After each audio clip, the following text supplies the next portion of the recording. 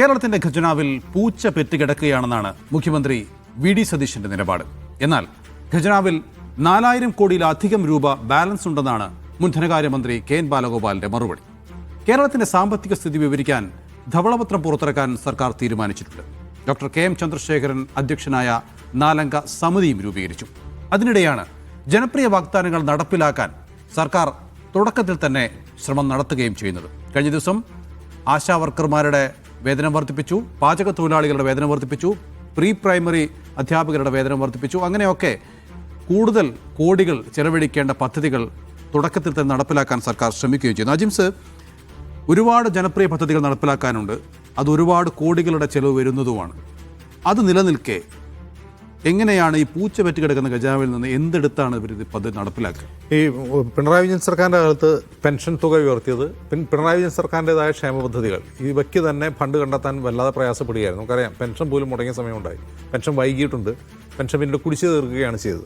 അപ്പോൾ ആ പെൻഷൻ തുടരണം ഈ സർക്കാരിന്. അത് കൂടാതെ അതിൻ്റെ മുകളിലുള്ള ബാധ്യതയാണ് KSRTCയിലെ സ്ത്രീകളുടെ സൗജന്യ യാത്ര മുതൽ മറ്റ് വെൽഫെയർ പദ്ധതികളുടെ പ്രഖ്യാപനങ്ങൾ വരെ. അപ്പോൾ ഇതിനെങ്ങനെ പൈസ ഉണ്ടാകുമെന്ന് വെച്ചാൽ നമുക്കറിയാം, ഈ രണ്ടാം പിണറായി വിജയൻ സർക്കാർ തോൽക്കാനുള്ള പ്രധാനപ്പെട്ട കാരണം, പരാജയപ്പെടാൻ ഇൻ ദ സെൻസ് തെരഞ്ഞെടുപ്പിലല്ല, ജനപ്രീതി നേടുന്നതിൽ പരാജയപ്പെടാനുള്ള ഒരു പ്രധാനപ്പെട്ട കാരണങ്ങളിൽ ഒന്ന് ഈ പറയുന്ന കേന്ദ്രത്തിൻ്റെ ഒരു സാമ്പത്തിക ഉപരോധമാണ്. കേന്ദ്രം പല ഘട്ടങ്ങളിൽ കേരളത്തിന് അർഹതപ്പെട്ട ഫണ്ട് തടഞ്ഞു വയ്ക്കുകയും അതിനോട് ഫൈറ്റ് ചെയ്തുകൊണ്ടാണ് ആ 5 വർഷം ആ സർക്കാർ പൂർത്തിയാക്കിയത്. പിണറായി വിജയൻ സർക്കാരിനോട് കേന്ദ്ര സർക്കാർ സ്വീകരിച്ച സമീപനത്തിൻ്റെ ഡബിൾ രൂക്ഷതയുള്ള ഒന്നായിരിക്കും കേന്ദ്രത്തിൻ്റെ വി ഡി സതീശൻ സർക്കാരിനോട് സമീപനത്തിൽ ഒരു തർക്കവും വേണ്ട. കാരണം കോൺഗ്രസ്സാണ് ഭരിക്കുന്നത്, അവർ രാഷ്ട്രീയ എതിരാളികളാണ്. തീർച്ചയായിട്ടും അവർ രാഷ്ട്രീയമായി തന്നെ അതിനെ ഞെരുക്കാൻ ശ്രമിക്കും. നിർമ്മലാ സീതാരാമനെ പിണറായി വിജയൻ പോയി കണ്ടതുപോലെ വി ഡി സതീശനെ പോയി കാണാനോ ഗവർണർ അദ്ദേഹത്തെ അനുഗമിക്കാനോ പോകുന്നില്ല.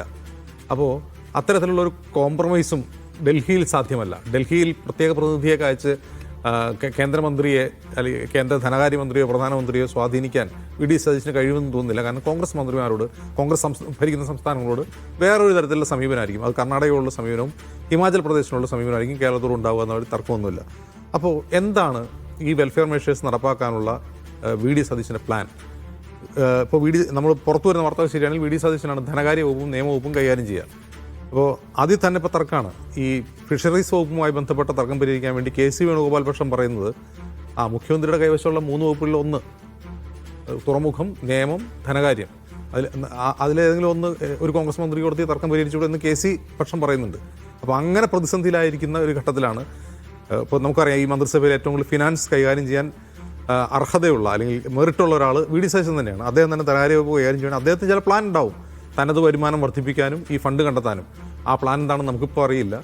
ആ പ്ലാൻ നടപ്പാക്കാൻ അദ്ദേഹത്തിന് കഴിയുമെങ്കിൽ മാത്രമാണ് ഈ പ്രതിസന്ധി മറികടക്കാൻ കഴിയുക. അതിനപ്പുറം ഈ ധവളപത്രം എന്നുള്ളത് കേവലമായൊരു ഗിമ്മിക്കാണ്. അത് കഴിഞ്ഞ സർക്കാർ എന്ത് ചെയ്തു? അവർ പൂച്ച പെറ്റ് കിടക്കുന്ന ഖജനാവാണെന്ന് പൊതുജനങ്ങളെ തെളിയിക്കാനുള്ളൊരു ഗിമ്മി. അല്ലാണ്ട് ധവളപത്രം കേരളത്തിലെ വോട്ടർമാർ വായിച്ചു നോക്കാനൊന്നും പോകുന്നില്ല. പക്ഷേ നിയമസഭയിൽ അതിൻ്റെ പ്രസക്തവാങ്ങൾ വായിക്കുമായിരിക്കും. അതിനപ്പുറം അതിന് വലിയ കാര്യമായ സാങ്കേതികമോ പ്രായോഗികമായ പ്രത്യേകിച്ച് കാര്യമൊന്നുമില്ല. പ്രശ്നം അതല്ല, ഈ പൂച്ച പെറ്റ് കിടക്കുന്ന ഖജനാവിലേക്ക് എങ്ങനെ വരുമാനം കൊണ്ടുവരും, അതിനുള്ള പ്ലാൻ സതീശനുണ്ടോ? സതീശൻ ആ പ്ലാൻ നടപ്പാക്കാൻ ധനകാര്യ വകുപ്പ് അദ്ദേഹത്തിന് ഭരിക്കാൻ പറ്റുമോ?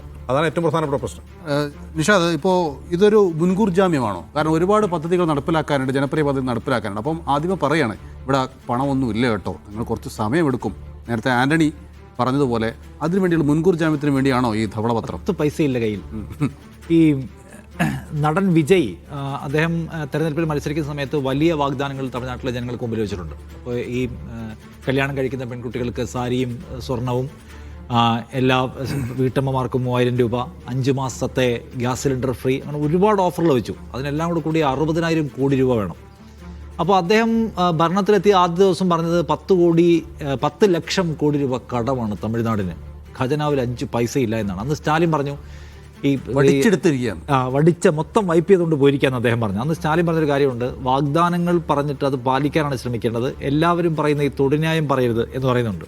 അപ്പോൾ തമിഴ്നാടിൻ്റെ സത്തിൽ എത്ര ലക്ഷം കോടി രൂപയുടെ കടമുണ്ടെന്ന് നമുക്ക് പോലും സെർച്ച് ചെയ്താൽ മനസ്സിലാക്കാൻ കഴിയുന്ന കാര്യമാണ്.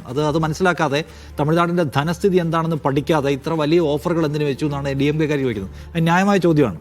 അപ്പോൾ ധവളപത്രം പുറത്തിറക്കുന്നതിൻ്റെ ഉദ്ദേശങ്ങളിലൊന്ന് ഞങ്ങൾ വിഭാവനം ചെയ്യുന്ന സദ്ഭരണം സാധ്യമാക്കാൻ കഴിയുന്ന തരത്തിലുള്ള ആരോഗ്യം ഖജനാവിൻ്റെ ഇല്ല എന്ന ഒരു പൊളിറ്റിക്കൽ മെസ്സേജ് കൊടുക്കാൻ കൂടിയാണ്. അല്ലാതെ ധവളപത്രം നേരത്തെ അജിംസ് പറഞ്ഞ പോലെ ഇറക്കി കേരളത്തിലെ മുഴുവൻ മനുഷ്യരെക്കുറിച്ചും കേരളത്തിൻ്റെ ഖജനാവിൻ്റെ ഒരു സ്ഥിതി എന്താണെന്ന് പഠിപ്പിക്കാമെന്നല്ല, മറിച്ച് ഞങ്ങൾക്ക് ഒരു പരിപാടികളുണ്ട്. ആ പരിപാടികൾ സാധ്യമാക്കണമെങ്കിൽ പൈസ ഉണ്ടാവണം. പക്ഷേ ഇവരുടെ കയ്യിൽ പൈസ ഇല്ല, ഇവരൊന്നും ഇല്ലാതെ ഇറങ്ങിപ്പോയത് എന്ന മെസ്സേജ് കൊടുക്കുക. അപ്പോൾ ഒരു സാവകാശം കിട്ടും.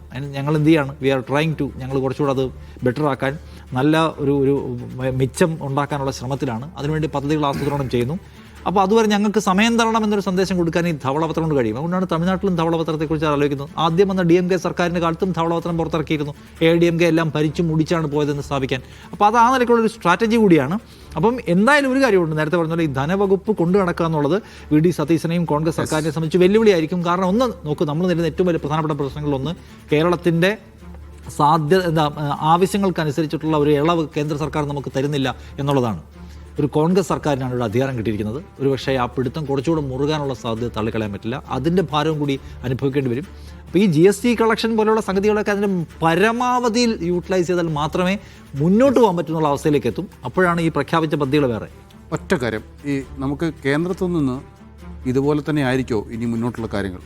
ഒരു സംശയവും വേണ്ട. ഇതിനേക്കാൾ മോശം അത് പിന്നെ അജിംസ് പറഞ്ഞത് ശരിയാണ്. പക്ഷെ ഞാൻ പറയുന്നത് ഈ ധവളപത്രം എന്ന് പറയുമ്പോൾ യഥാർത്ഥത്തിൽ ഖജനാവിൻ്റെ ഇപ്പോഴത്തെ യഥാർത്ഥ സ്ഥിതിയാണല്ലോ പുറത്തു കൊണ്ടുവരേണ്ടത്. ഇപ്പോൾ KN ബാലഗോപാൽ 4000 കോടി രൂപയുടെ മിച്ചം അവിടെ ഉണ്ട് എന്ന് പറയുന്നുണ്ടെങ്കിൽ ധവളപത്രത്തിൽ അത് പ്രതിഫലിക്കണമല്ലോ, അത് വരണമല്ലോ. അങ്ങനെയാണെങ്കിൽ അത് വരട്ടെ. അതും ഒരു ശരിയായ കാര്യമാണല്ലോ. കാരണം വെച്ചാൽ ഈ ഗവൺമെൻറ്, കഴിഞ്ഞ ഗവൺമെൻറ് മുഴുവൻ അവകാശപ്പെട്ടിരുന്നത് ഞങ്ങളെ സംബന്ധിച്ചിടത്തോളം ഒരുപാട് സാമ്പത്തിക പ്രയാസങ്ങളുണ്ടായിട്ടും ഞങ്ങൾ നടപ്പാക്കേണ്ട പദ്ധതികൾ മുഴുവൻ നടപ്പാക്കി ഇപ്പോഴും ഖജനാവിൽ 4000 കോടി ബാക്കി നിർത്തുന്നതാണ്. അത് ശരിയാണോ തെറ്റാണോ എന്ന് അറിയുക എന്ന് കൂടി. 4000 കോടി എന്ന് പറഞ്ഞ ഒരു വലിയ തുകയൊന്നും അല്ലല്ലോ. കാരണം ഒരു മാസത്തെ ക്ഷേമ പെൻഷൻ കൊടുക്കാൻ തന്നെ 1000 കോടി വേണം. ഒട്ടുമല്ല, വളരെ ശരിയാണ്. പക്ഷേ കാര്യമായ ഖജനാവ് എന്ന് പറയുന്നിടത്താണ് അത് ശരിയല്ല എന്നുള്ള പിന്നെ അവരുടെ വാദം. അത് ഞാൻ പറയുന്നത് പുറത്തു വരട്ടെ. അങ്ങനെയാണെങ്കിൽ അതുകൊണ്ട് ഒന്നും ചെയ്യാനില്ല. പക്ഷേ അത് ഒരു ഇൻഫർമേഷനാണ് നമ്മളെ സംബന്ധിച്ചിടത്തോളം. അത് വേണം എന്നുള്ളത് തന്നെയാണ് ശരി.